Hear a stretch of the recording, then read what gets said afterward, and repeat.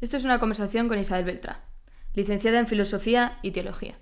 Y en este episodio trataremos temas sobre el cristianismo, como el reciente aumento de conversiones y vocaciones entre los jóvenes, sobre cómo viven el sexo o sobre polémicas dentro de la Iglesia. En este episodio comprenderás mejor las prácticas cristianas para entender su sentido o su crítica. Esto es Hablar Claro, somos Carmen, Fritz y Hugo y traemos a la mesa profesores para darles el micrófono que se merecen.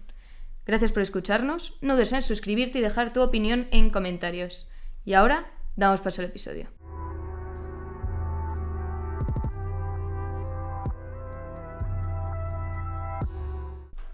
El porcentaje de jóvenes que se consideran católicos ha aumentado estos últimos años. ¿Por qué crees que se ha podido producir este cambio? Bueno, yo creo que este tipo de cambios pasa con la fe, pero también pasa, por ejemplo, con la filosofía o incluso con el arte. O sea, es decir, todas aquellas inquietudes que son inherentes al hombre afloran muy fuertemente en tiempos de crisis. Entonces yo creo que sí que realmente estamos en un momento de crisis en muchos órdenes, solo hay que ver un poco a nuestro alrededor, en momentos de crisis, que es precisamente donde se están poniendo a prueba todas las bases sólidas de sociales, económicas, espirituales y demás. Yo creo que la gente busca, más que antes, dar respuesta a cosas que se hacen más acuciantes precisamente porque el suelo en el que pisamos se está resquebrajando. Entonces, en este contexto, ¿podríamos considerar que la fe es más una elección o una gracia de Dios y que ahora Dios está llamando a muchísimas personas? Pues es que yo creo que es creo que es una combinación, no es cosa mía, ¿no? Santo Tomás ya lo dice y lo estudia mucho. O sea, es decir, la fe es algo profundamente humano. Es profundamente humano porque requiere inteligencia y voluntad. ¿Por qué? Porque para yo creer necesito entender lo que creo, o sea, es decir, hay mi inteligencia, o sea, necesito que lo que crea sea algo creíble, valga la redundancia, es decir, que sea digno de que yo pueda asentir, ¿no? sobre aquello que creo. Pero también es cierto que teológicamente existe la fe, lo que se llama el don de la fe o la fe teologal, que ahí sí que es una intervención de gracia en la que Santo Tomás dice cómo este don de la gracia, de la fe, lo que hace es mover esa inteligencia o esa voluntad. Pero tiene que darse las dos cosas. Entonces no creo que Dios esté llamando más ahora, yo creo que llama exactamente igual. Yo creo que la parte humana, que es fundamental para poder creer, sí que está más dispuesta, ¿no? Más dispuesta a recibir ese don. Por tanto, yo creo que la fe tiene que tener ambas cosas. O sea, es decir, yo estoy abierta a creer, eso me parece razonable, estoy abierto a escuchar, me suena bien todo esto, y luego requiero evidentemente el auxilio divino para abrazar determinados contenidos que es única y exclusivamente de manera racional o natural, es más difícil. Sí, o sea que hay más gente que está intentando buscar respuestas más allá de lo que nos pueden estar vendiendo en un marco más pagano, por así decirlo. Eso es. Yo creo que la felicidad que se nos está vendiendo se le está viendo ya, como se dice vulgarmente, las calvas, ¿no? Y, es decir, las grietas. Entonces yo creo que lo que hay es más gente buscando, que eso a mí me parece muy buena noticia, no solo por el hecho de que esa búsqueda acabe en la fe, sino porque exista una búsqueda. O sea, porque sí que venimos de un tiempo en el que lo verdaderamente preocupante para mí no era el ateísmo o no era, yo qué sé, pues la muerte de la cristiandad o tal. Yo creo que eso no era lo verdaderamente preocupante, que puede serlo, sino la falta de búsqueda. Entonces veníamos de no, dice Ortega y Gasset en La rebelión de las masas, dice el problema de las generaciones futuras será, y lo dice con mucho acierto, no solo es que sean ignorantes, sino que se jacten de serlo. Entonces yo creo que estábamos en ese punto en el que no sé nada de la cuestión, por ejemplo en este caso de la fe, dentro de eso todo, de la vida después de la muerte, si esto tiene sentido o no, si tal, pero no solo es que no lo sepa, sino que no me importa no saberlo, o sea, es decir, no me preocupa en absoluto. Entonces yo creo que sí que se está dando, quiero confiar en eso, que está habiendo más gente que realmente está volviendo a preguntarse algo, ¿no? Y eso yo creo que ya es la buena noticia. Aún así también hay como, al menos yo veo, una intención también de la Conferencia Episcopal y de X grupos cristianos que están teniendo una estrategia muy emotiva para poder captar a más cristianos a través de la música como Hakuna o de retiros espirituales. Pero justo la conferencia episcopal, creo que de hecho Luis Argüello sí que ha denunciado como un exceso de este motivismo y que quizás estamos perdiendo el sentido real de la fe, de imitar a la vida de Jesús, para que sea más ideológico, ¿no? Sí, eso yo creo que es muy acertado. La conferencia episcopal ha puesto un poquito pies en pared, que se dice, ¿no?, al respecto de esto, porque ese peligro existe. O sea, quiero decir, la Iglesia es una realidad encarnada y siempre lo ha sido, y es la gracia del cristianismo.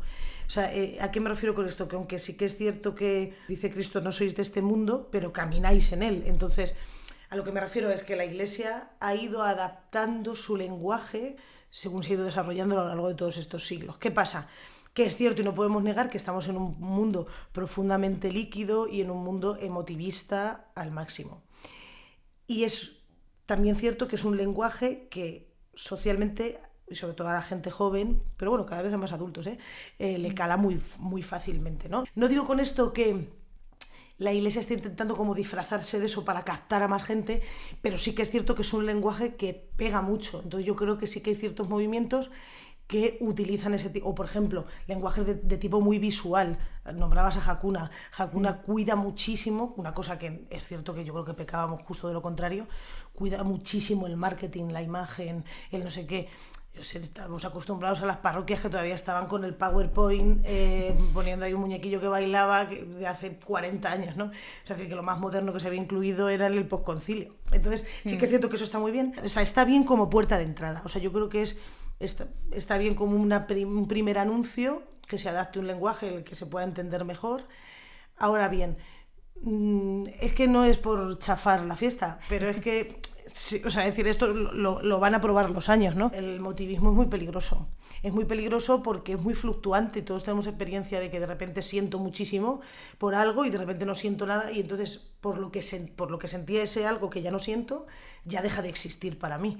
Entonces, claro, la fe precisamente, por eso decía, y es importante la cuestión de la inteligencia en la fe, la razón, porque tiene muchísimo de asentimiento de la razón movido por la voluntad. Yo creo que efectivamente el peligro está en caer en un exceso de emotivismo. ¿Es importante la emoción? Por supuestísimo. Es una de las capas, por decirlo de alguna manera, es la capa emotiva, ¿no? ¿Y por qué? Porque tenemos esa dimensión los seres humanos. Pero no es suficiente. Entonces yo creo que por eso ha habido... Los obispos han entendido que estaba surgiendo un peligro que mucha gente ha interpretado como muy mal, de no, se está condenando estos movimientos y son realmente los que traen gente. No se está condenando a nadie, lo que se está diciendo es que, vale, ok, estamos haciendo esto, es súper espectacular, es muy emotivo, pero vamos, que eso ha sido como eterno. Yo me acuerdo cuando era jovencita y estaba en la parroquia y tal, no sé qué, parecía que la oración que más pegaba era la que salías llorando y abrazándote con tus amigos y todo era una exaltación de... Y cuando llegaba la oración en la que tú ibas a rezar y el silencio más absoluto, claro, se te caía todo. Entonces creo que es bueno que esa revisión de, vale, hemos llegado hasta aquí, es súper espectacular lo que se está moviendo con estos, o sea, son unas casi como fe de choque, ¿no? O sea, pum, es muy espectacular. Ahora, ¿qué hacemos con esa emotividad? Tenemos que reconducirla.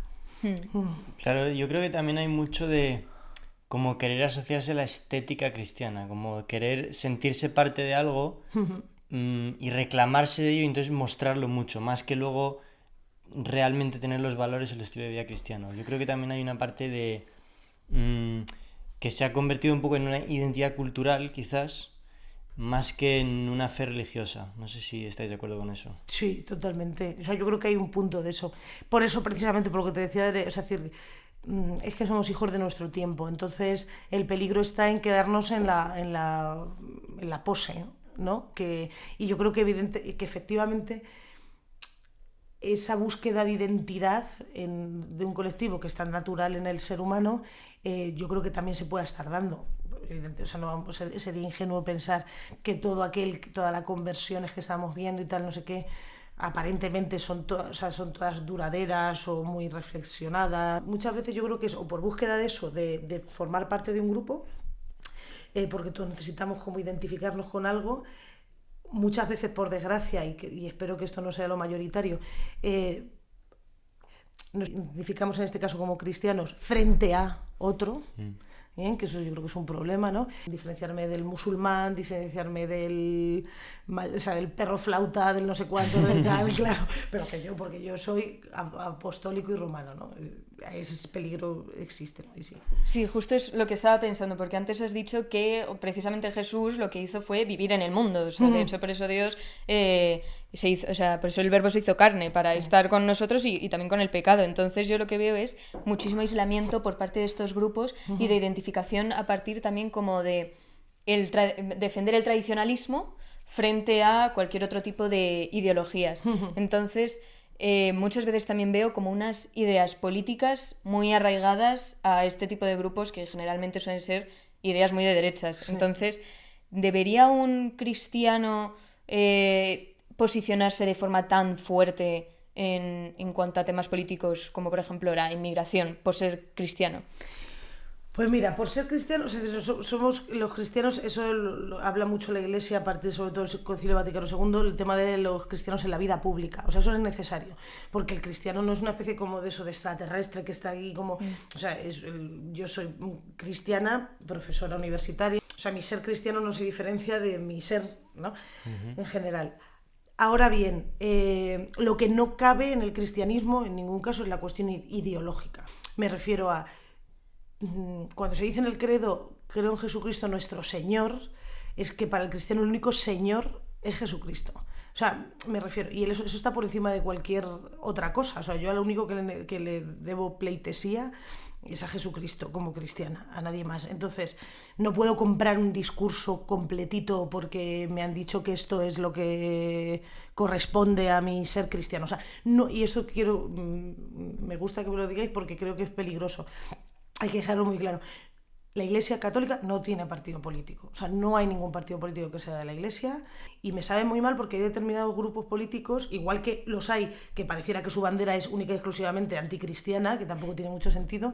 También hay otros muchos que compran el discurso del cristianismo como si ellos fueran, ¿no?, el reservorio espiritual, ¿no?, como se decía antes con Franco y de España, ¿no?, el reservorio espiritual de Europa. Pues ellos parecieran el reservorio espiritual del mundo. No, o sea, no es... Yo a veces he pensado, a lo mejor esto es un poco polémico lo que voy a decir, pero a veces he pensado que esa identificación tan fuerte que hablas, por ejemplo, con el tema de la derecha, que siempre se ha dado y que aquí históricamente en España está muy vinculado pues a nuestro pasado semirreciente, ¿no?, con el franquismo y tal, y los vínculos con la Iglesia. Claro, hay a veces que, y vinculando con lo que dices tú de la estética, ¿no?, y de la... O sea, buscar en la estética la ética, ¿no? Todo esto, a veces pienso, no sé si el chaval que tuvo que dejar de estudiar porque económicamente en casa tenía que ponerse a, yo qué sé, a arreglar enchufes, o sea, de fontanero, o a currar como pueda, se está viendo identificado con este nuevo movimiento dentro de la Iglesia, por ejemplo, ¿no? O sea, es decir, o alguien que pertenezca a corrientes políticas que nada tienen que ver con la derecha. A veces me da miedo pensar que estemos generando como una especie como de élite en la que si no cumples el checklist de, esto lo digo de broma, pero guapo, rubio, no sé qué, tal, o sea, eso, pues votante de determinados partidos, no puedes estar aquí, ¿no? Y yo creo que sí, eso... que se convierta en una distinción sociológica. Total. Y no simplemente que... Claro, cuando una fe que es absolutamente transversal. Y yo creo que desde luego nada tiene que ver con una ideología política concreta de la Iglesia. Y por el otro lado, ¿debería la Iglesia posicionarse en temas políticos? ¿Debería posicionarse a favor de la inmigración o el Papa León o en contra de la intervención de Estados Unidos en Irán? O sea, ¿también debería posicionarse de forma tan tajante o esos son temas que no tienen que ver con la religión cristiana? Esto es una opinión mía personal. Yo digo radicalmente sí a la claridad en temas políticos por parte de la Iglesia. Creo que durante mucho tiempo se ha sido muy tibio, se ha centrado mucho, y está bien, pero excesivamente en determinadas cuestiones, en denunciar determinadas cuestiones y no otras. O sea, es importantísimo que salgamos a la calle a denunciar la legislación sobre el aborto, por supuesto, pero o sea, no tiene ningún sentido que llenemos las calles con protestas en esa cuestión y hay nos veamos capacitados moralmente a denunciar al gobierno de turno porque ha legislado no sé qué sobre el aborto, que fatal, por supuesto, o sea, fatal, que tú tienes que tener esa postura y tienes que ser firme, y sin embargo, la cuestión de la inmigración, o sea, es que él, cuando estaba llegando el crucero con las personas estas contagiadas con el antivirus y tal, y de repente lleguen ese mismo día no sé cuántas pateras con chavales medio muertos, y que ahí no haya ningún tipo de repercusión y que los cristianos no nos tiremos a la calle. O sea, es decir, todo el tema de la regularización masiva, que evidentísimamente se saca ahora por razones políticas, como en todo, es una iniciativa popular encabezada por la Iglesia Católica. Claro, eso hay determinados grupos políticos que ya no les gusta tanto comprar el discurso de la Iglesia Católica. Para unos ratos sí, para otros no. O sea, yo creo que la Iglesia tiene que ser muy tajante y cada vez más, porque no estamos en tiempos... O sea, la Escritura dice, no eres ni frío ni caliente y por eso te vomitaré de mi boca. O sea, es decir, claro, no podemos estar con tibiezas. Y creo que la Iglesia ha sido demasiado, o sea, muy clara, y me parece muy bien de determinados temas, y ha habido otros en los que pareciera que nos hemos puesto un poco más de lado y que últimamente no se está haciendo, y me alegra. Hace poco un obispo en Canarias dijo, bueno, muchos de estos que hablan me gustaría meterles en una patera y que llegaran aquí a ver qué opinan luego después de cómo se trata esta gente y no sé qué y tal. Y dije, claro que sí, o sea, es decir, claridad. O sea, yo creo que sí, que hay que meterse. Lo que no hay que meterse es en la intención de voto, que eso también se ha hecho mucho, y eso es otra historia. O sea, cuando llegue, yo he estado en misas casi que prácticamente te piden el voto. No, hombre, no. Ahora bien, que la Iglesia tiene una doctrina social muy potente que no podemos obviar y que tiene que ver con el ejercicio de las políticas. Entonces, es que si no, no tienes impacto. O sea, te mantienes una esfera aislada, nadie te escucha mucho, estos dicen esto y claro, fuera. Y que nada tiene que ver con el mundo. Pero al final una personalidad fuerte que sí que interviene, hombre, pues remueve un poco más las conciencias, la verdad. Y si quieres hacer el bien, también el bien se puede hacer a través de la política. Efectivamente. Tienes que ser cristiano allá donde estés. Y si estás en la esfera pública, pues tienes que hacerlo en la esfera pública, ¿no? Y si yo, como católica, y la autoridad que tengo es el Papa, y yo estoy por lo que sea en contra de la inmigración y escucho un discurso o que lo dice en el jubileo del Papa a favor de la inmigración, ¿lo tengo que aceptar de forma... Lo puedo pensar, pero ¿lo tendría que aceptar si soy católica?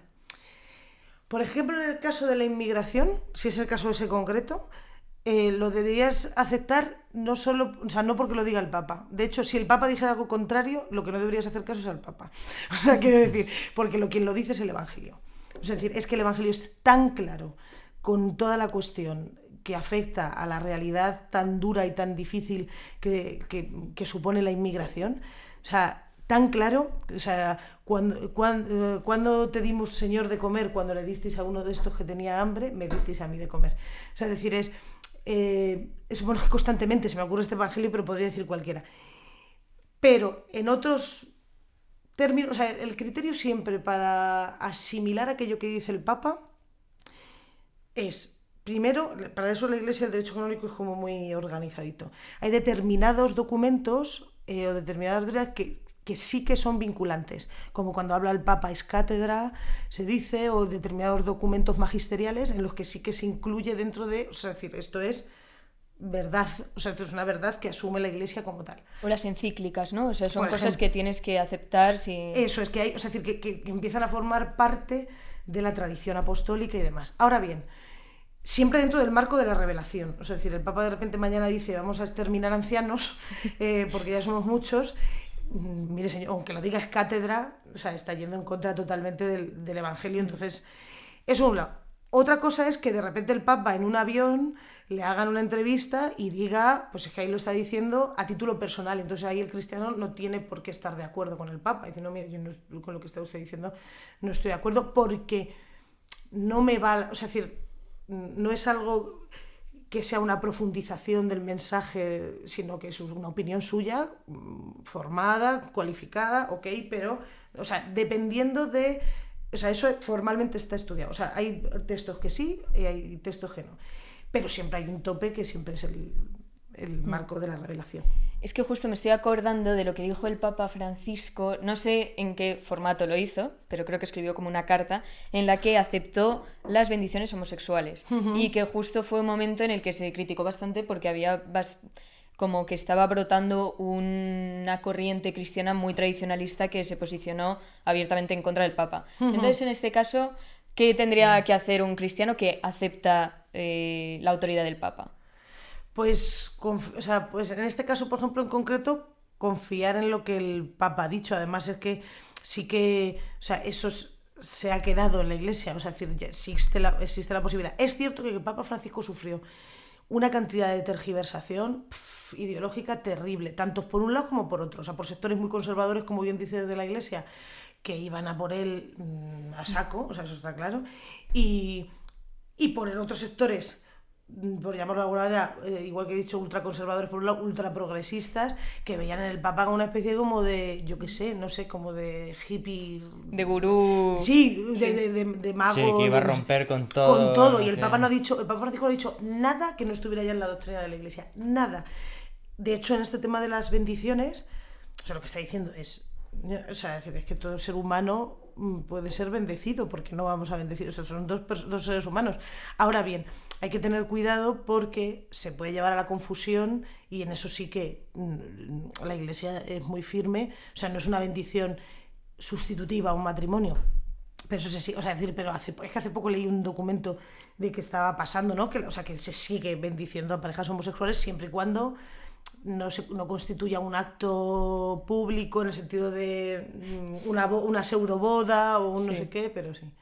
¿Y debería entonces en este contexto la Iglesia abrirse a los cambios sociales para poder ir a la par que el mundo, por ejemplo con el tema de la homosexualidad? ¿O debería ser la resistencia tradicional que defiende? La Iglesia tiene que ser la resistencia en el sentido de... es decir, la Iglesia puede cambiar determinadas cosas y otras no, y eso está como muy fijado también. Es decir, hay cosas que sí que son adaptables a los tiempos y otras que no. ¿Cuáles no?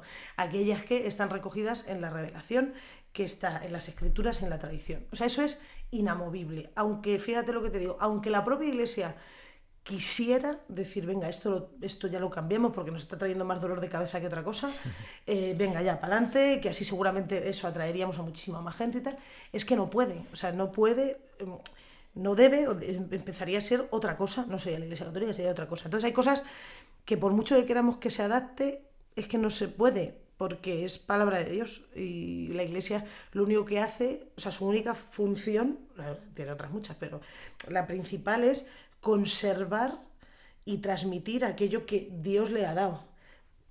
No tiene que hacer más que conservarlo en el tiempo, transmitirlo, y ser fuente también de sacramentos y demás, pero, conservarlo. Entonces, ¿se tiene que abrir? Hay determinadas cosas que yo creo que sí, y se está haciendo, que se están planteando realidades que antes no suponían un problema, porque no es que no existieran, pero que socialmente no eran significativas.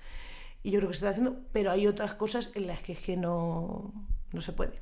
¿Se te ocurre un ejemplo de cada una de las dos que no hayamos hablado o que ya hayamos Por ejemplo, esto no se ha planteado, pero se podría plantear perfectamente, el matrimonio de los sacerdotes. Es decir, a día de hoy no se puede, no, en la Iglesia occidental, porque en la oriental sí, pero en la Iglesia occidental no se pueden casar los sacerdotes. Eso el día de mañana se entiende que se tiene que cambiar por la razón que se considere, y se podría hacer perfectamente. ¿Y por qué sí? Porque en el Evangelio vemos que Pedro está casado.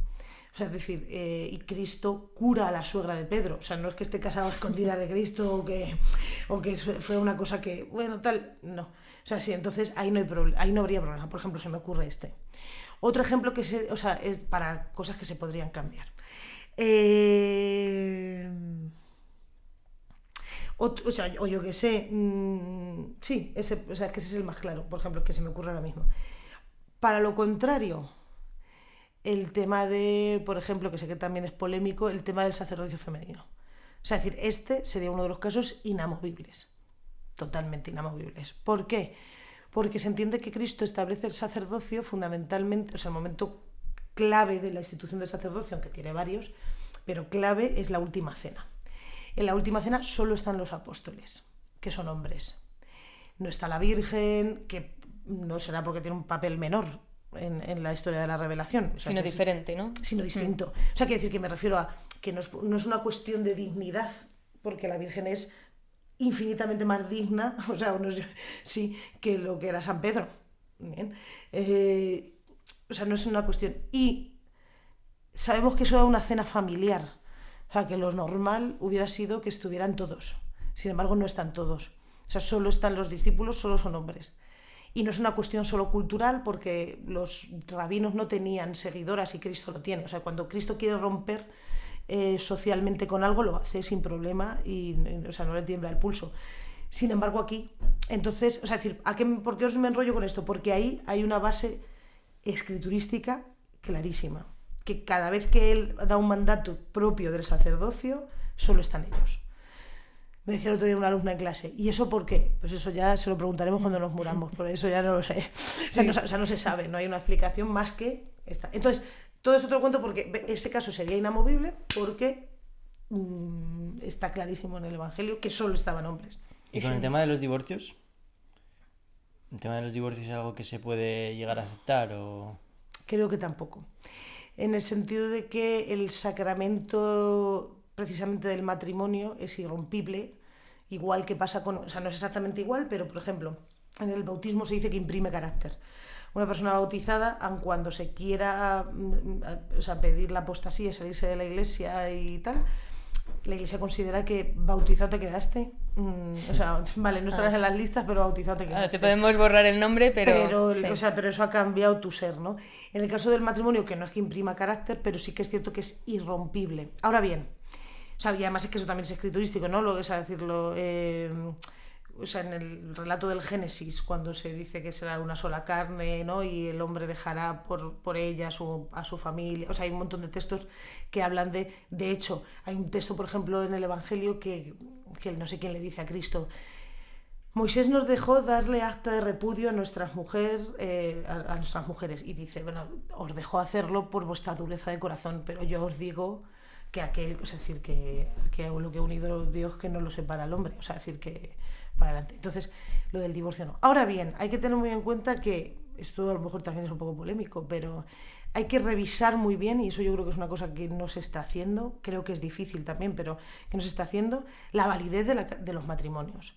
O sea, es decir, porque muchas veces creemos que no podemos acceder al divorcio y lo que no estamos es casados directamente. O sea, quiero decir, porque hay mucha gente que se casa por la iglesia sin cumplir los requisitos mínimos para que ese matrimonio sea válido. Entonces, ¿cuáles son? Se cree que, o sea, por ejemplo, que se esté totalmente en plena libertad, que se conozca, o sea, que se tenga conocimiento, o sea, ahora mismo no lo sé todos, pero que se tenga conocimiento, o sea, es decir, que no sé, uno no se case bajo engaño, que uno se case con la conciencia de que eso es para toda la vida, no se guarde unas en la manga de, bueno, si me va mal, me caso y tal.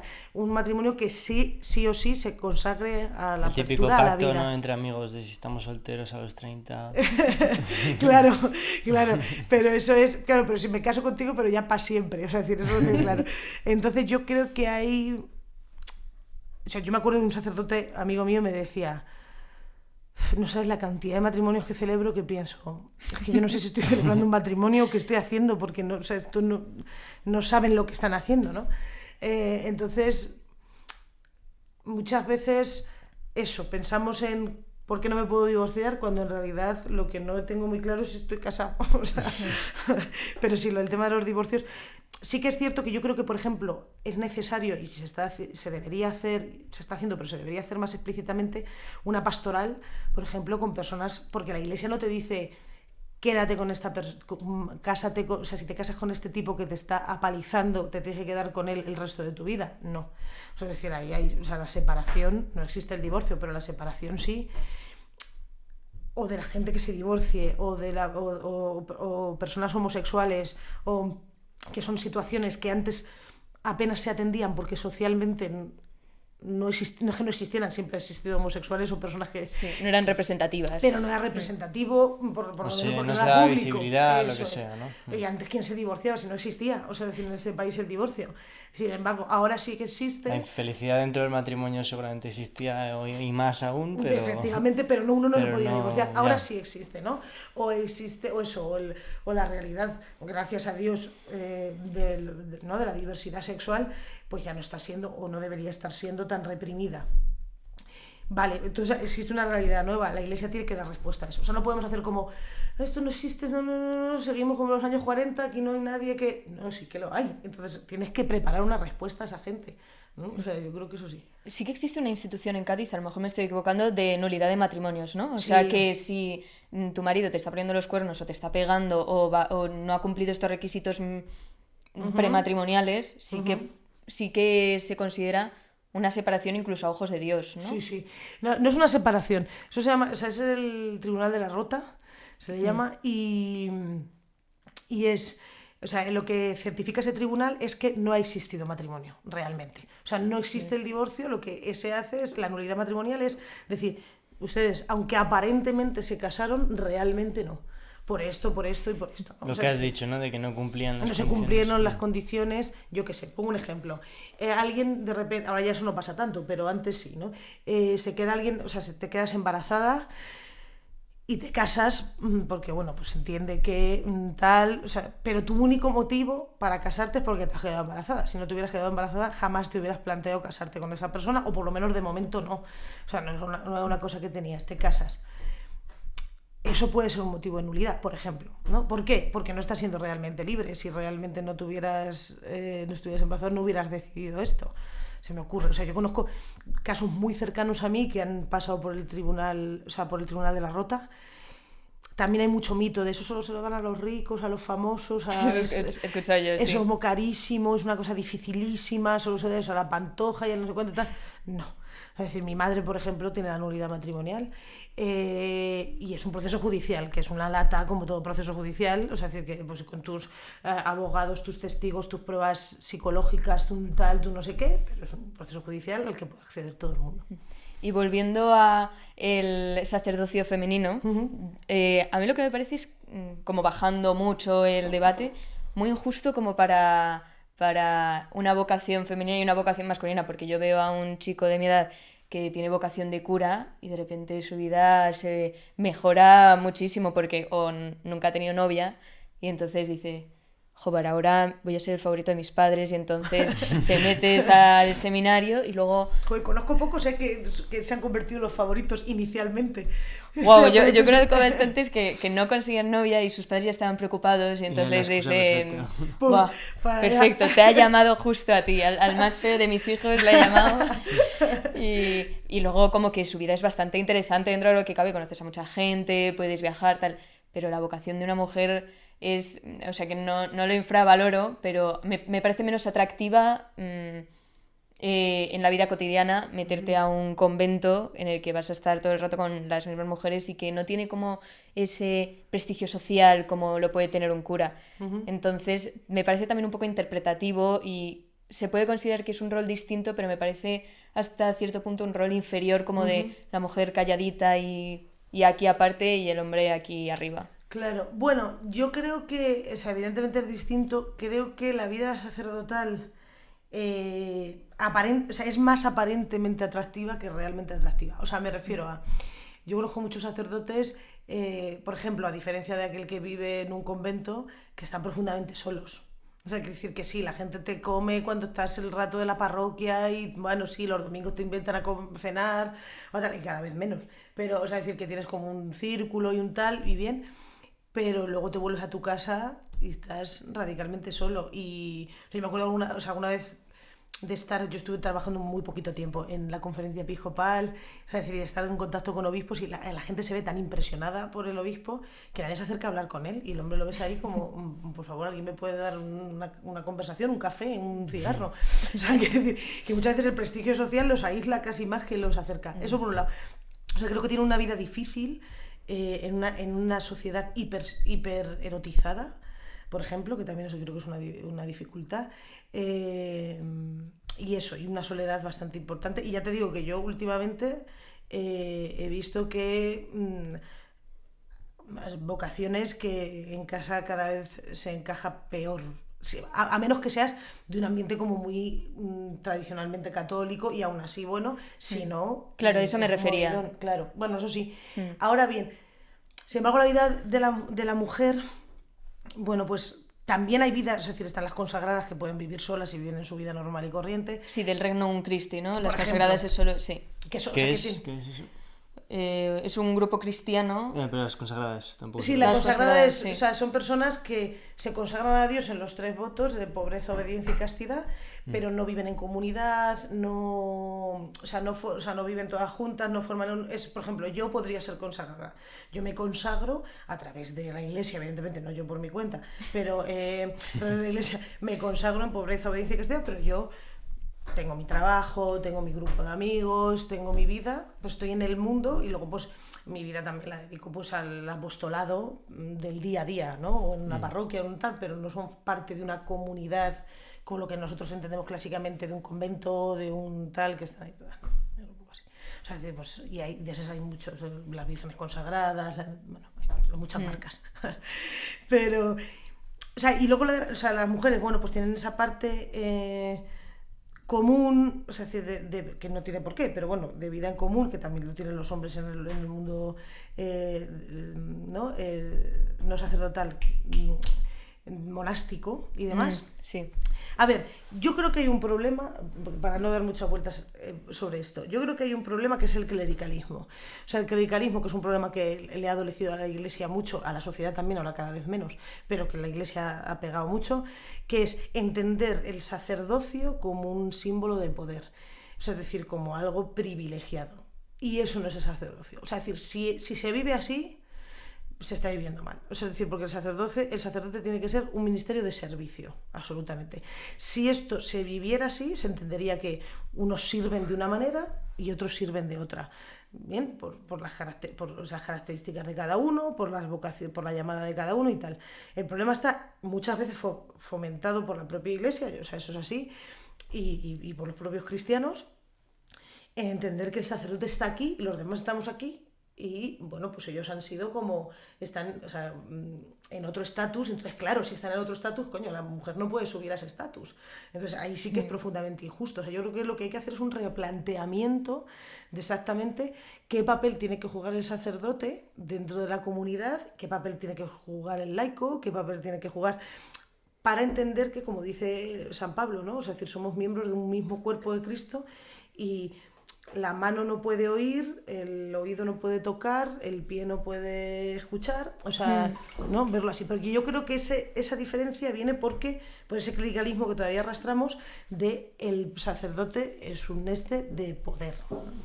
Sí, porque o sea, no sé cómo sería antes, pero yo sí que he notado, por ejemplo, cuando estuve una época en el Opus Dei, y yo recuerdo que yo trataba al cura como lo tratábamos cuando estaba en el camino de la catecumenal, que en el camino era como... Uno más, totalmente, de hecho era parte de la propia comunidad, y en el Opus Dei flipaban a veces las numerarias o otras chicas conmigo porque yo le trataba como uno más, y había que tratarle de usted, de padre, y era como, ha llegado el padre, y entonces entra y...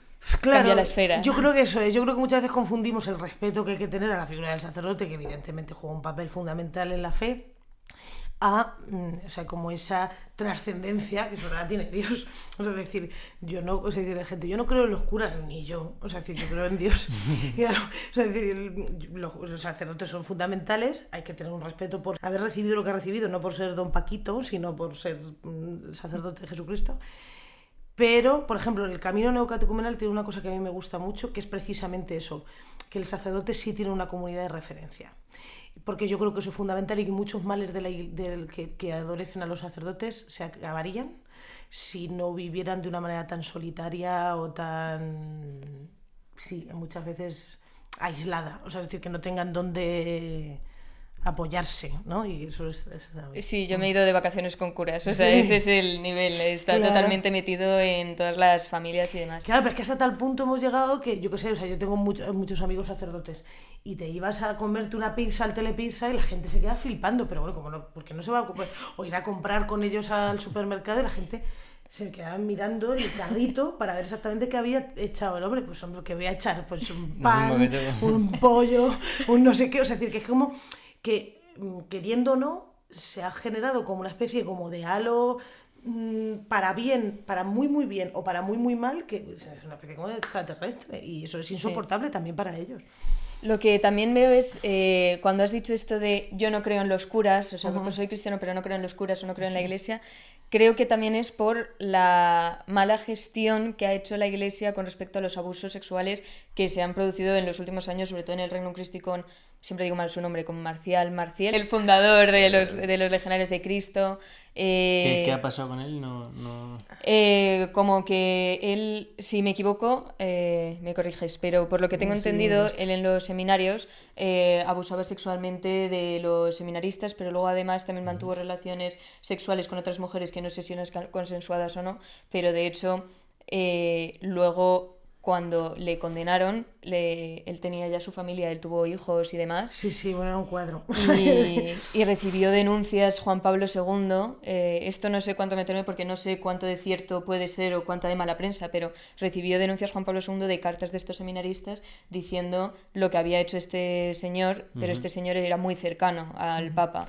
Eso ya lo desconozco, no es por cubrirle, no, pero yo sé que todo el proceso a este señor fue durísimo porque, o sea, era una cuestión ya no solo de moral sexual, que también era tremenda, sino también económica, o sea, es decir, tenía dinero, tenía muchísima proposiciones, o sea, es decir, era todo una mentira toda su vida, o sea, totalmente, sí.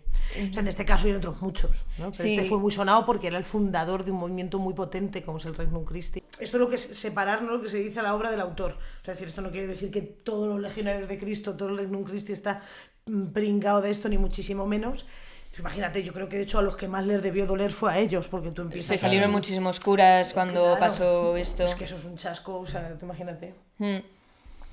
Pero hace unos años el país justo sacó un informe, un estudio que había hecho de cientos de miles de abusos sexuales en España, pero que además la mayoría de cristianos normalmente no, si estás dentro de la iglesia, normalmente no lo denuncias, entonces a saber cuántas cosas están encubiertas. Entonces creo que la iglesia ha gestionado muy mal todo este tema. Hace poco ha sacado Luis Argüello como con Bolaños, como un plan de indemnizaciones a las personas que creo que no han denunciado.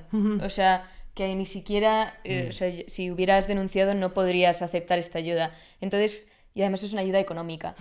Entonces, no sé si la Iglesia lo está gestionando bien o si tiene planes de gestionarlo mejor que lo que ha hecho.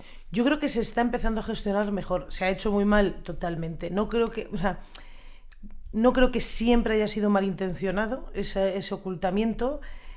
O sea, muchas veces la solución era, pues al sacerdote lo cambiaban y lo mandaban a un pueblo donde Cristo perdió el gorro y se acabó el problema, ¿no? Sí. O sea, que a lo mejor lo hacían con todo el amor de intentar entender que esa persona pues estaba enferma por los crímenes que estaba cometiendo, entonces tú como madre que eres la iglesia lo intentas, o sea, si yo quiero pensar que en muchos casos no era malintencionado, pero creo que se ha hecho fatal. O sea, yo creo que ahí se ha hecho fatal. Cada vez, o sea, por ejemplo, el Papa Francisco se dijo que estaba ya metiéndose mucho en cortar la cizaña. Bueno, y que el Papa Benedicto abdicó, bueno, Por no eso. sé si se dice abdicó, pero abdicó precisamente porque no sabía cómo gestionar... Claro, o sea, lo que se dijo es que al Papa Francisco se lo dejó todo preparadito Benedicto, Sí. pero dijo, yo soy muy mayor, ahora mismo yo no me encuentro con fuerza para meter mano a este movidón que hay aquí. Entonces, yo te lo dejo preparadito, pero yo me voy porque esto hay que hacerlo. Y yo no puedo, o sea, no me veo con fuerza. Entonces, creo que se está empezando como a gestionar mejor porque la Iglesia se ha dado cuenta de que es una barbaridad. Es cierto que, fíjate, ahí que tengo sentimientos encontrados, porque muchas veces, y yo soy la primera, caemos en el argumento de, bueno, y justo lo iba a decir, y me he dado cuenta y he frenado, porque el argumento más extendido, que es verdad, pero que tal, es, bueno, pero es que los abusos de la Iglesia socialmente son insignificantes. O sea, me refiero proporcionalmente a los abusos que se hacen en el hogar, en la educación y tal. Y no por eso todos los profesores son abusadores, todos los padres son abusadores.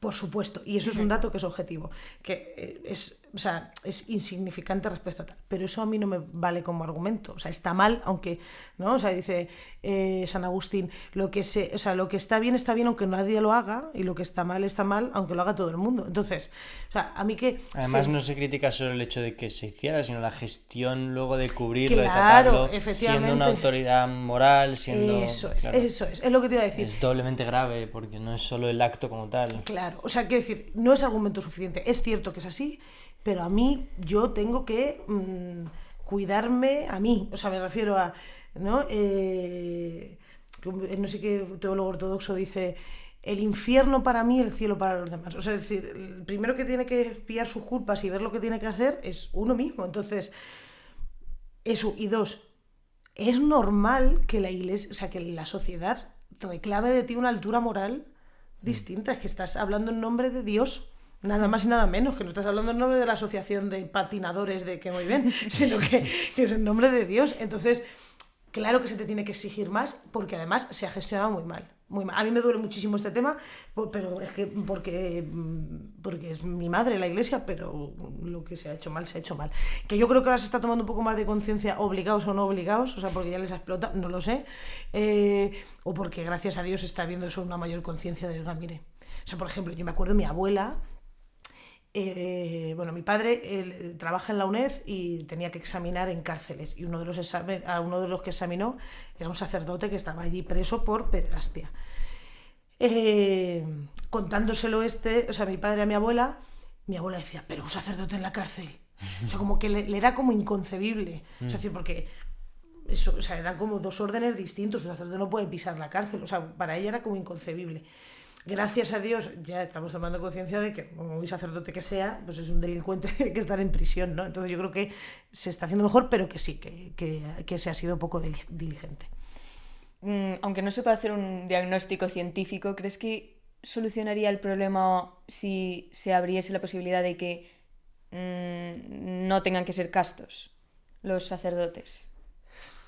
O célibes, siempre me lío con estos dos conceptos. Sí, célibes, en este caso sería célibe. O sea, son castos y céliles, son las dos cosas. Sí, o sea, casto sería mantener relaciones...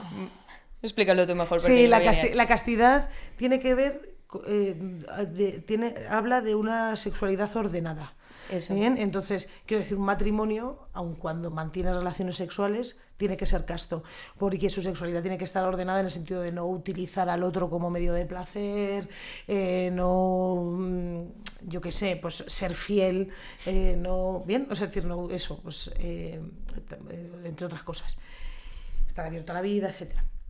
Y el celibato, en el caso de los sacerdotes, es decir, ellos, su manera de ser castos es ser célibes, o sea, su castidad, que es su sexualidad ordenada, es el celibato, que es la ausencia de relaciones sexuales. O de ninguna sexualidad. Y de masturbación también, sí, de todo. De todo.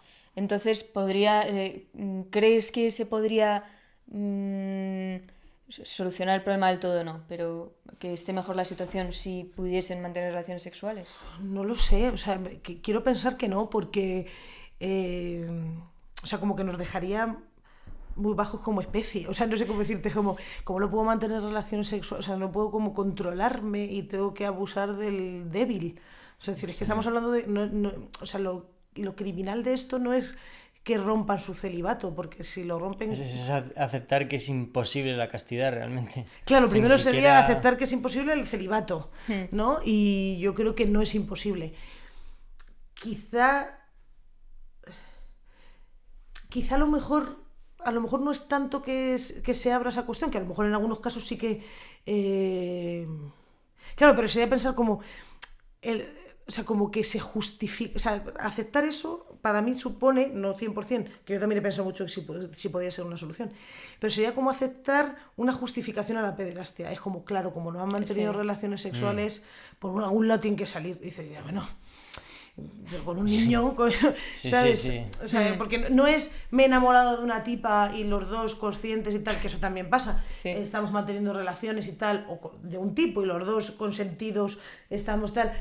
El crimen real, que es el que estamos denunciando, es que es con menores. Entonces, o sea, o no consentido, aunque sean mayores de edad. O sea, la cosa, o la menoría, o sea, el no mayor de edad o el no consentimiento.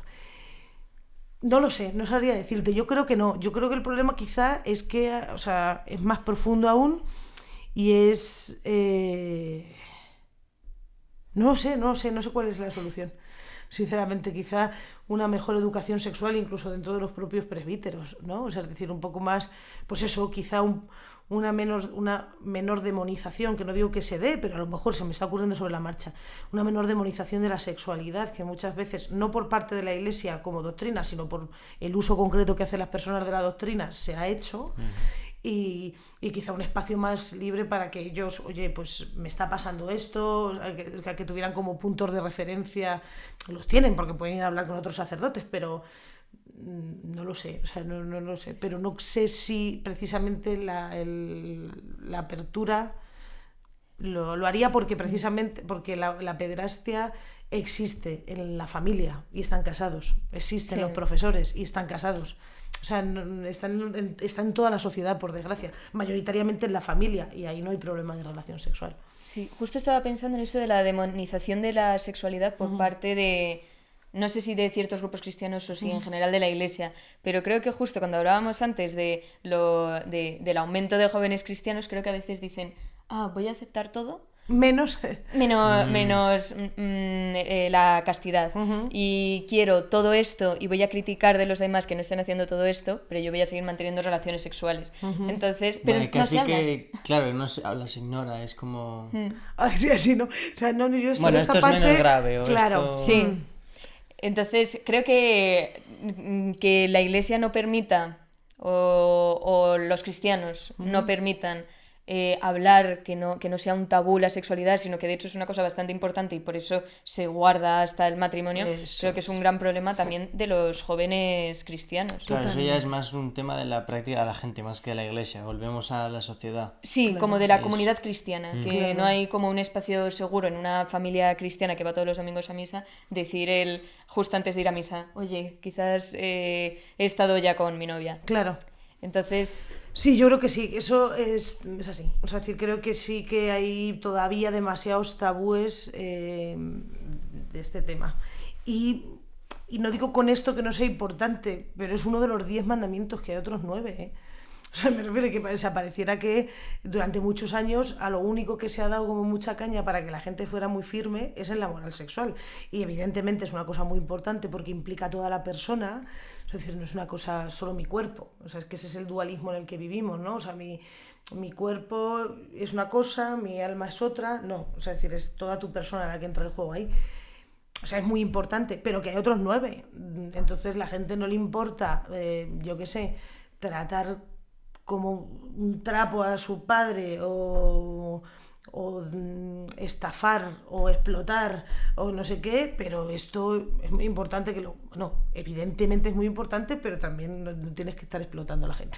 O sea, quiero decir, también está muy mal.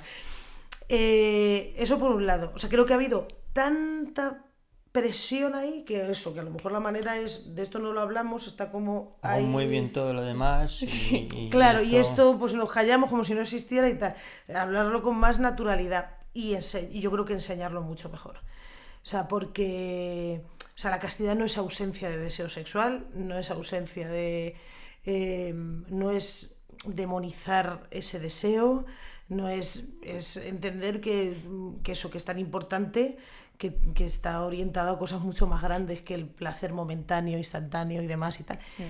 Y yo creo que sí, que eso hay que darle una vuelta, porque... También lo que he visto mucho es como reinterpretaciones. Gente que dice, bueno, yo hago esto así, por esto, y entonces ya no. Claro, es que eso es echar cuenta. Es lo que decíamos de que al final la autoridad pues sí que es la Iglesia, el Evangelio y... Claro, ¿y a quién estás engañando? Para el cristiano, pues en teoría...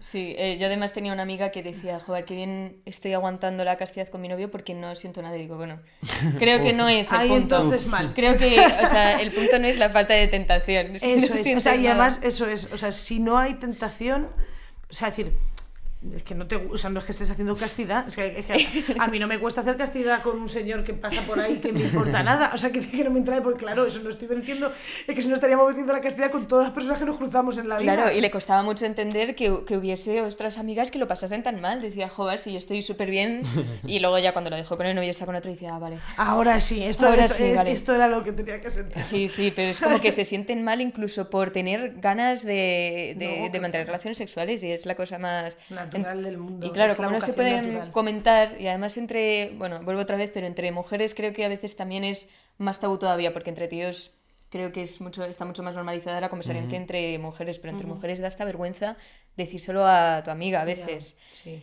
Entonces, eso creo que pasa en general, socialmente en general, en cualquier contexto, y ya si te metes en el mundo cristiano quizás se profundice un poco más. O sea, me refiero, pero que gracias a Dios de un tiempo a esta parte ya el hablar de sexo entre mujeres o las mujeres está empezando a normalizarse más, pero hasta no hace mucho, mucho que estaba yo viva, vaya, ya no pasaba así, y ya en el cristianismo es como más, o sea, puede darse más. Pero yo porque... Si es que el problema está en que hemos empezado con el tema de la sexualidad, la casa por el tejado. O sea, es como entender, yo no tengo que tener relaciones sexuales. Y es como aguantar ahí estoicamente, ¿pero por qué? Es decir, ¿por qué no tengo que aguantar relaciones sexuales? O sea, ¿por qué no las tengo que hacer? Si yo le quiero, si queremos estar juntos siempre, pues es normal que la gente se haga esas preguntas, porque hemos empezado la casa por el tejado. Es, esto no lo debes hacer. Y luego ya, pues si lo entiendes bien, y si no, tú aguanta, que una vez que te cases ya, no. O sea, no es eso, porque uno, eso es insufrible, eso no tiene ningún sentido. Dos, pareciera eso, que la Iglesia como que odia el sexo, y el sexo, la Iglesia tiene 3 patas, es la función unitiva, la función reproductiva y la función de placer. O sea, quiero decir que... Me refiero, o sea, la Iglesia o el sexo. Iglesia. La Iglesia. Sí, la Iglesia para el sexo habla okay. de esas 3 patas. O sea, que tiene que tener esas 3 dimensiones: la apertura a la vida, la función unitiva, en el sentido de, o sea, te quiero tantísimo, es decir, que es que también mi cuerpo se une con el tuyo, o sea, todo lo que soy yo se une contigo, y luego también la parte de placer, ¿no? O sea, claro, pero la gente lo que hace es que abre ese marco y ya claro. Sí. Cambia la definición, tal, y bueno, ya... Claro, y que se presenta de una manera una sexualidad como muy aburrida dentro del matrimonio, como que llegas, solo tienes relaciones para tener hijos y ya no te tocas, ni te miras, claro, pues normal, eso no le atrae a nadie. Claro, lo de la apertura a la vida es también que no puedes utilizar métodos anticonceptivos que no sea como el propio ciclo natural de la menstruación, ¿verdad? Eso es. Entonces, si por ejemplo una mujer, una madre de 6 hijos, pero que todavía no, o sea, que todavía es fértil, los médicos le dicen, oye, probablemente si tienes otro hijo vas a tener bastantes complicaciones y tal, y empieza a utilizar, o sea, se podría aceptar que empezase a utilizar condón por no poner su vida en riesgo, o esa no apertura a la vida se tendría que condenar, por así decirlo. Pues aquí no, o sea, no te puedo decir 100% porque no sé la casuística, ¿no? En concreto, sí es que es cierto que hace unos años, cuando creo que fue Benedicto XVI, hizo una visita a África, o sea, no sé a qué parte de África, la gente va a África como si fuera un país, no he ido a África, o sea, no sé a qué parte de África, y había un problema de una epidemia de SIDA muy fuerte. Ahí él abrió la posibilidad de, bueno, a lo mejor aquí un preservativo, o sea, decir, bueno, o sea, se trata esa cuestión, a lo mejor aquí estaría bien. En estos casos no sabría decirte. Lo que sí que hay la Iglesia, en general, en términos generales, lo que te dice es decir, fértil, realmente en el mes eres muy pocos días. Entonces, ahí, abstinencia. Es decir, si de los 30 días eres 2 o 3 días fértil, como mucho, sí. Bueno, pues ahí, si no quieres tener hijos, el mejor método anticonceptivo es la abstinencia. Porque el resto es muy probable que no tengas o tal. Evidentemente lo que no te puede decir la Iglesia y no te dice en esos contextos es tú sigue pariendo y si te quedas por el camino muerta, pues esa es voluntad de Dios. No. O sea, es decir, porque la apertura a la vida tiene que ser siempre dentro de un marco, es decir, la apertura a la vida siempre, pero la procreación tiene que ser un marco de una maternidad y una paternidad responsables. O sea, si tú no puedes mantener dignamente a esos hijos porque está muerta o porque no puedes hacerlo por motivos materiales o por tal o por no sé qué. Otra cosa es que en el camino hayas perdido la vida, eso es distinto. Pero, o sea, si no es tal, bueno, pues tienes que tener en cuenta que tu maternidad tiene que ser responsable. Justo como durante todo este rato que hemos estado hablando ha habido como varios momentos en los que es como, estos son misterios, que no lo podremos, de hecho lo has mencionado justo así tal cual, esto no lo sabremos hasta que nos muramos, que nos lo diga San Pedro o Jesús o quien sea, sí. Pero hay como varias cuestiones que no sé si tienen explicación, entonces te las vamos a preguntar, que serían, por ejemplo, vamos a ver. ¿Qué pasa con los bebés que no son bautizados y por lo que sea pierden la vida antes de poder ser bautizados? ¿Dónde van? A ver, la doctrina de la Iglesia dice que solo existen dos sitios, no son sitios físicos, pero dos estados tras la muerte. O sea, tres, perdón. El infierno, el purgatorio y el cielo. O sea, es decir, antes existía el limbo. O sea, se hablaba de una existencia justo de un es lo que limbo, estaba pensando, sí. Que ahí iban los no bautizados, no solo los bebés, sino, por ejemplo, pues se decía, ¿dónde está Platón o dónde está Aristóteles? En el limbo, ¿no? O sea, es decir, porque era gente que había vivido conforme a su razón, conforme, o sea, es decir, rectamente y tal, pero como al no estar bautizados...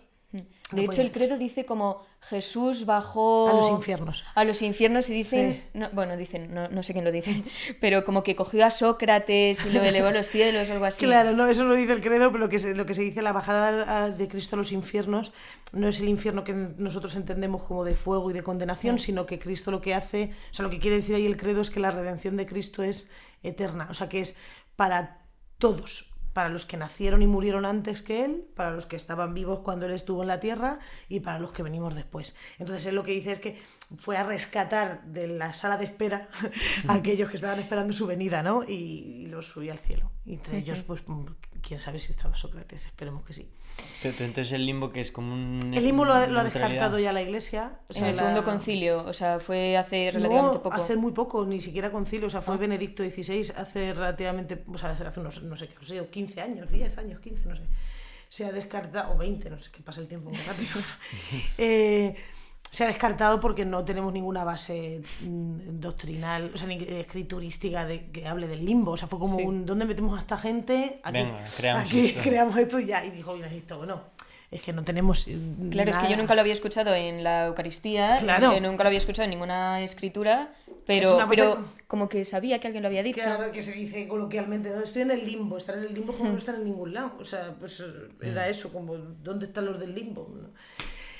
Entonces, el purgatorio es como la sala de espera, ¿no? El purgatorio es como el estado intermedio, o sea, es decir, es un estado de purificación, o sea, necesario antes de entrar a la presencia de Dios.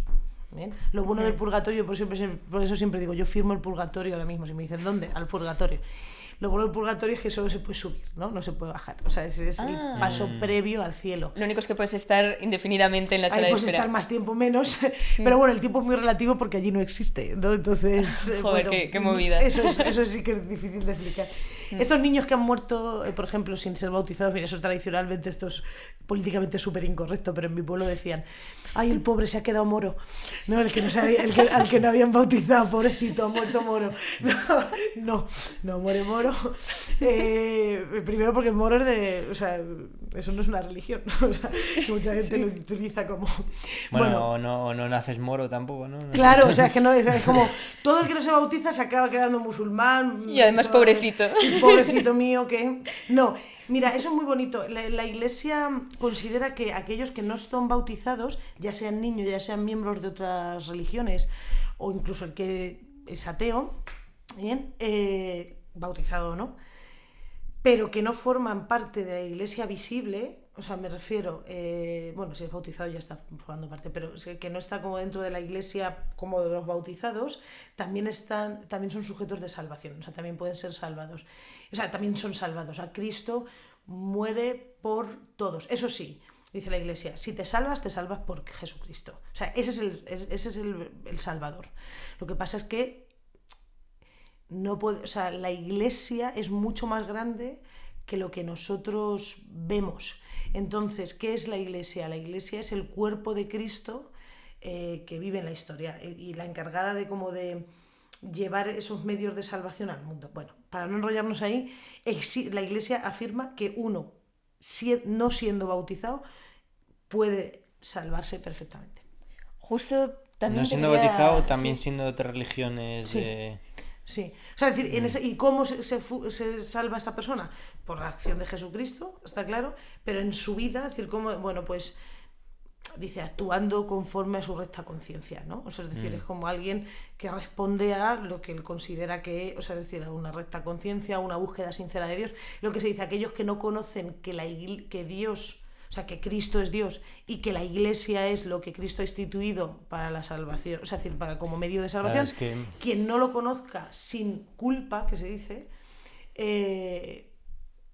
por supuesto puede salvarse. O sea, volviendo al principio del episodio, si parte de la fe es la inteligencia, si tú no has tenido una oportunidad genuina de acceder a esa educación, ¿qué culpa tienes de no ser...? Efectivamente, por eso aquellos que, o sea, la Iglesia dice, es verdad, los que sí que somos bautizados y hemos sido formados en esto tenemos más responsabilidad que el que no. Porque el que no, o sea, ¿cómo le puedes exigir algo que no conoce? Entonces... Sí, según ese argumento yo estoy fatal, porque tengo educación absoluta, pero bueno, no tengo fe. Pero... Joder, y yo más aún, sí. No exactamente, porque es muy difícil... A ver, esto... Siempre me da cosa decirlo porque digo, Dios mío, estoy a lo mejor arrastrando a la gente a la condenación. No, pero... Y lo explico muchas veces en clase. No es... O sea, es muy difícil determinar exactamente qué es lo de sin culpa. O sea, me refiero a... Tú a lo mejor has sido educado de una manera, o sea, es decir, católicamente, has tenido tal no sé qué, y por... O sea, y eso solo lo puede determinar Dios, yo creo, exactamente qué es aquello que te aleja de la fe, porque muchas veces es de manera no culpable. O sea, me refiero a, yo he tenido una muy mala experiencia, por ejemplo, con la Iglesia, me he encontrado con no sé qué, o mi entendimiento por tales... No hace falta que... Dices, pero yo no tengo ningún trauma, yo estoy feliz y objetivamente digo, Dios no existe y tal, no sé qué. Vale, pero la cosa es, o sea, lo que la Iglesia pide, entre comillas, es una búsqueda sincera de Dios y una respuesta, o sea, y una respuesta a eso, a la conciencia propia. Esto no significa que esto sí es verdad que no es relativismo, porque eso querría decir, o sea, eso querría decir como todo aquel que cumpla con su religión por cumplir con sus religiones se va a salvar. Eso sería peligroso porque entonces el caníbal, o sea, ¿cómo se salvaría? Siendo el mejor de los caníbales. Claro, o sea, no sabemos. Ahora bien, claro, si el caníbal no se le ha enseñado otra cosa, bueno, pues ya veríamos. Me enrollo con esto, pero que no es que lo tengáis más jorobado que no. Lo que sí que se exige en estos casos es, o sea, yo tengo que estar abierto y buscar y preguntarme y no parar y ver qué pasa. O sea, y bueno, ya veremos. Sí, es más una actitud de búsqueda, de apertura, genuina y bueno. Eso es. Bueno, y eso también es. imitar y a la vida tampoco de podemos Jesús. determinarlo perfectamente, o sea, en teoría es algo que no sabemos, entonces... Y El supongo... No, que no podemos definirlo exactamente, ¿no? Lo que es... qué es lo que te va a salvar o qué es lo que es fe, no sé, es un tema que también nos supera un pelín, yo creo. Sí, claro, tiene un punto de ese misterio que hablábamos, ¿no? Un punto que supera. Claro, o sea, es decir, para el catolicismo, el que salva es Cristo. O sea, porque si yo me quiero salvar por mis propios puños, es imposible. Ahora bien, tampoco podemos caer en, bueno, yo creo que Cristo me ha salvado. No es que no caigamos, es que eso ya no sería catolicismo, ya sería protestantismo, ¿no? Que bien, pero no es a lo que yo me dedico. Sería, yo creo, o sea, decir, y por la salvación, protestantismo, aclaro, es un saco muy grande, sobre todo el luteranismo, ¿no?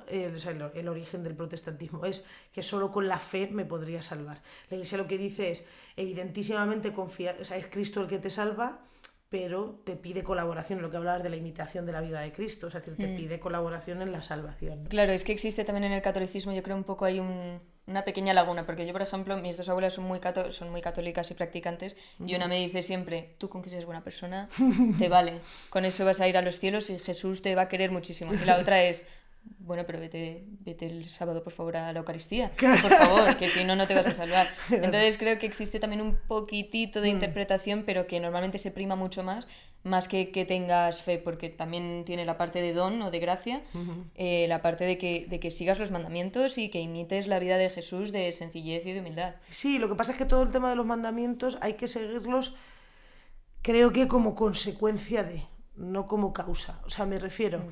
Yo lo primero que tengo que hacer es tener un encuentro personal con Jesucristo, o sea, es decir, un conocimiento de Dios, un acercamiento, una inquietud, un tal, y luego, o sea, es decir, y luego todo lo demás viene. O sea, viene. No, o sea, uno no puede esperar a tener que ser el mejor cumplidor de los 10 mandamientos para decirse cristiano o para decirse... O sea, es decir, porque la esencia del cristianismo no es ser buenos. Es que en eso no consiste ser cristiano. O en cumplir los 10 mandamientos. O sea, es en creer que Dios ama tanto a la criatura que se hace hombre para salvarle. De ahí, y lo hace la persona de Jesucristo, de ahí, cuando yo ya conozco eso, vivo eso y tal, los mandamientos son, eso es como, siempre lo digo, como una relación personal. O sea, es decir, yo le soy fiel a mi pareja porque primero la quiero, ¿bien? Y luego todo lo demás, pues... quiero pasar tiempo con ella, quiero que esté bien, quiero que no sé qué, porque no estoy igual. Primero vamos a ver quién es Jesucristo y qué me aporta a mí y qué le aporto yo a él, y luego a partir de ahí ya los mandamientos vienen. Me viene bien para hacer la pregunta de nuestro patrocinador, Raíz y Grano, en la cafetería de especialidad aquí en el campus, en la cual podéis dejar vuestras preguntas y si la seleccionamos como pregunta ganadora, ganáis un café gratis. En este caso lo ha ganado Pablo Corzo, que abre un pedazo de melón con esta pregunta, o sea que ya te dejo la responsabilidad.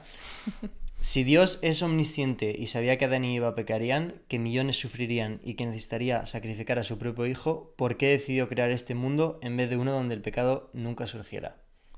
Muy buena pregunta. Esto pregunta Pablo Corzo. Muy buena pregunta. Bueno, varias cosas. En un mundo, o sea, quiero decir, en un mundo en el que no cabría la posibilidad del pecado, no sería un mundo en el que las criaturas fueran realmente libres. Bien, entonces Dios ha primado la libertad de la criatura frente a la posibilidad del pecado. Bien, porque todo es mejor y más auténtico cuando las consecuencias de la libertad a veces son jodidas, con perdón, si uno es libre. O sea, es decir, si uno ama libremente, si uno decide libremente, si uno tal, aquello que ama, aquello que decide es auténtico, ¿no? Y es de verdad. Entonces, para que haya libertad, quiero decir, el pecado presupone que somos libres. Si no pudiéramos pecar, no seríamos libres. O sea, cabe esa posibilidad, ¿no? Porque somos imperfectos. Entonces, al ser imperfectos, cabe la posibilidad, si soy libre, de dejar caer esa... eso por un lado. Y luego, él sabía, por supuesto, que íbamos a pecar, pero... Bueno, esto es un principio que muchas veces en metafísica se aplica, ¿no? Que es, siempre es mejor el ser que el no ser. Entonces, quiero decir, Dios está dispuesto a sacrificar a su propio hijo en pos de darnos vida a nosotros. Y eso es propio de su ser, porque al ser trinitario, Dios es Trinidad, es como una sobreabundancia. O sea, es decir, Dios no tiene la necesidad de crear, pero Dios es sobreabundancia de amor y es una de las manifestaciones de su amor, ¿no? En la creación, que es absolutamente libre. O sea, es decir, ¿para qué nos crea? Para hacer de nosotros alguien partícipes de una felicidad que es su presencia, ¿no? Aunque por el camino tenga que sacrificar al hijo. Sí, o sea, que nos ha hecho libres porque nos ama, y si somos libres, bueno, somos, o sea, podemos también amar, porque si yo no tuviese libertad, supongo que no podría tener la capacidad de amar tampoco. No. Joder, pues bastante bien respondida para el melón que era. A mí me ha quedado bastante claro. No, pero es verdad que es una pregunta muy súper potente, que yo muchas veces me la he hecho, ¿no? Decir, pero ¿qué trama Dios? ¿Por qué me ha creado? ¿Para qué hace esto? O sea, ¿para qué...? Bueno, pues porque quiere gozar de mí y que yo goce de él. Y entonces... que eso supone entregar a su hijo, fíjate, pues por crearme a mí está dispuesto. O sea que... Incluso en la propia vida, de por qué me ha tenido que pasar esto Claro. a mí, si Dios me ama, por qué he tenido que pasar por esto si además voy todos los domingos a misa. Claro, además es eso, yo voy a misa y entonces Dios me debe felicidad. Claro, el pecado no le resta nada a Dios, eso es importante. O sea, decir esto de no peques porque es que si no Dios te va a condenar o te va a castigar. Si Dios sigue siendo Dios, haga yo lo que haga cuando salga de aquí. O sea, es decir, el pecado está señalado como algo nocivo y hace daño a Dios porque daña a la criatura primero, no daña... Cualquier pecado que me queráis decir, podemos analizar hasta qué punto es un daño a la criatura, no es a Dios. Pues muchísimas gracias. Vamos a introducir ahora la pregunta más difícil de todo el episodio, que es nuestra pregunta tradición. ¿Qué 2 consejos te darías a ti misma con 20 años o a alguien de 20 años? Pues, a ver, a mí misma voy a decir, porque no soy nadie para dar consejos, entonces por lo menos me los doy a mí misma. Bueno, el primero, me cuesta más que la de Dios omnipotente.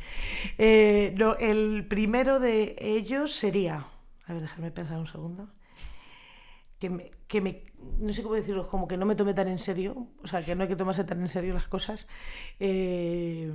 o que por lo menos siga no tomándomelas en serio, y que, o sea, que ya está, que no me tome tan en serio las cosas, que no pasa nada. Eso 1, y 2, que no fume.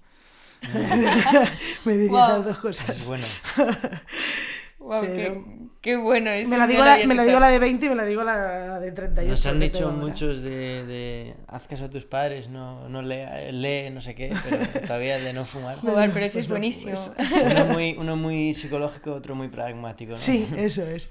Uno es eso, pues abrázate como eres y tampoco te preocupes, ¿no? No sé qué santo es el que dice lo de... Creo que es Santa Teresa, también siempre genial, ¿no? Lo de nunca pasa nada y si pasa, ¿qué importa? Y si importa, ¿qué pasa? ¿No? Pues eso, o sea, pues ya está, no te lo tomes tan en serio y eso, no fumes. Pues Muy bien, muchísimas muchas gracias. Nada, gracias a vosotros. Muchas gracias por habernos escuchado hasta el final. Si te ha gustado esta conversación, tenemos diferentes episodios en nuestras redes sociales. Somos Carmen, Fritz y Hugo. Y desde Hablar Claro estamos comprometidos por mejorar cada día la calidad de nuestro trabajo, por lo que vuestro apoyo y sugerencias valen mucho para nosotros. Muchas gracias por escucharnos y hasta el próximo episodio.